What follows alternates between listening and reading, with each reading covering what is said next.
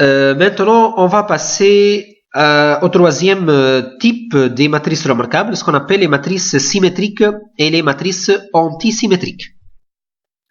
On commence par donner les définitions. Soit A égale AIJ appartient à MNK, une matrice carrée d'ordre n à coefficient donc K. Voilà.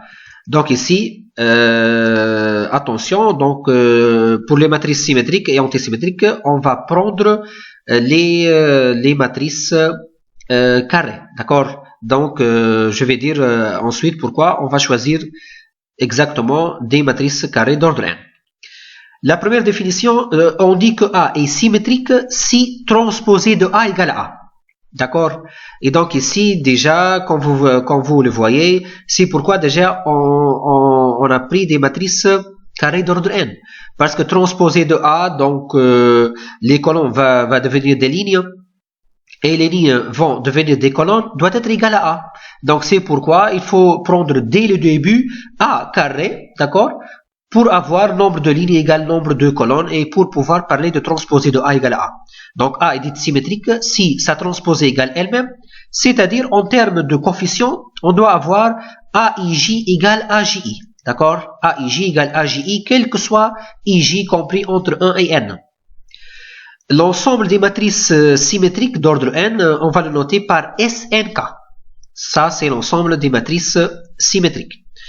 De même, on va définir A est antisymétrique si transposé de A égale moins A. Maintenant, c'est-à-dire, en termes de coefficient, on va avoir AIJ égale moins AJI. Et ceci, quel que soit IJ entre 1 et n.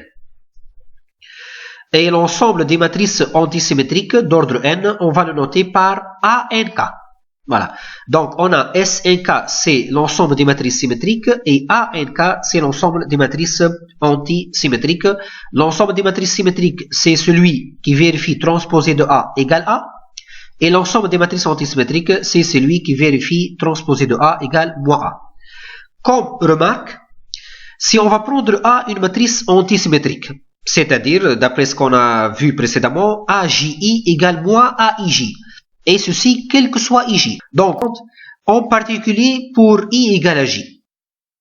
Qu'est-ce qu'on va trouver? On va trouver AII égale moins AII. D'accord? Donc, si je remplace I par J. Et qu'est-ce que ça veut dire AII égale moins AI? C'est-à-dire que AII égale à 0, quel que soit I. Donc, la forme de la matrice antisymétrique, ça sera de la forme suivante. On a 0 dans la diagonale, voilà, parce que AII égale à 0, quel que soit I. Et pour les autres coefficients, on a par exemple ce coefficient-là, A12, c'est l'opposé en fait. D'accord? Donc, on doit avoir A12 égale moins A21. De même, AN égale moins AN1, ainsi de suite, A de N par exemple égale moins AN2. Donc, les coefficients qui sont de la même couleur doivent être opposés. D'accord? Donc, on a une diagonale nulle et les coefficients, les autres coefficients, on doit avoir un coefficient et son opposé. D'accord, au-delà de la diagonale. Comme exemple, voilà, on va avoir des exemples. Le premier exemple, si je prends A la matrice suivante. Donc, on peut remarquer que le coefficient A12 égale A21. A13 égale A31. A23 égale A32. D'accord? Voilà. Donc, qu'est-ce qu'on peut déduire ici? Donc, si je calcule la transposée de A, elle va être égale à A. Donc, A appartient à S3 de R. Voilà. Donc, c'est une matrice symétrique d'ordre 3 et à coefficient réel. Deuxième exemple, si je note B la matrice suivante, déjà, on peut remarquer qu'on a 0 dans la diagonale. Voilà. Et on peut remarquer que ces coefficients-là sont opposés. On a ici 1 moins 2, on a 2 moins 2, et on a 4 moins 4. Et donc, cette matrice-là satisfait presque toutes les conditions de la matrice antisymétrique. Et donc, B appartient à A3 de R.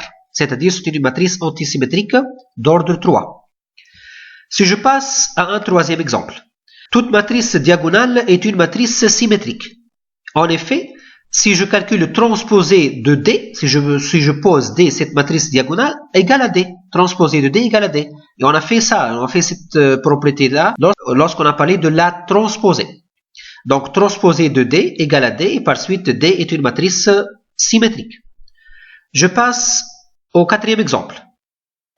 Si je prends A, une matrice carrée d'ordre n à coefficient d'un K, alors A fois transposé de A est une matrice symétrique. En effet, on a transposé de A fois transposé de A. Ça, c'est le transposé de la deuxième fois transposé de la première. C'est-à-dire égal transposé de A fois transposé de A. Or, transposé de A égale à A. Donc, ceci va donner A fois transposé de A.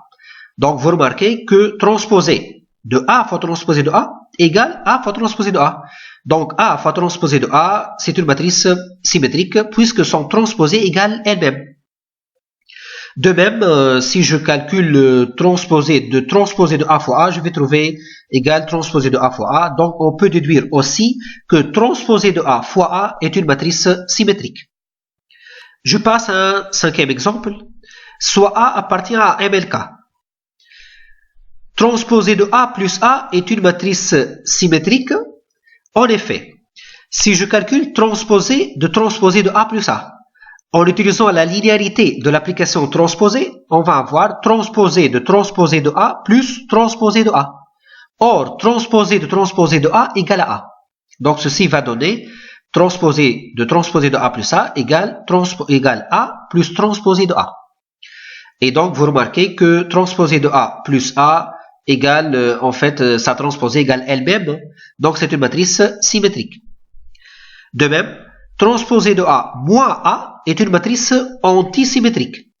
En effet, on a transposé de A moins A égale, en utilisant la linéarité de l'application transposée, égale transposé de A moins transposé de A. Or, ceci est égal à moins transposé de A, qui est en fait l'opposé de transposé de A moins A. Donc, on a trouvé que transposé de A moins A, sa transposée, c'est son opposé. Et donc, elle est antisymétrique.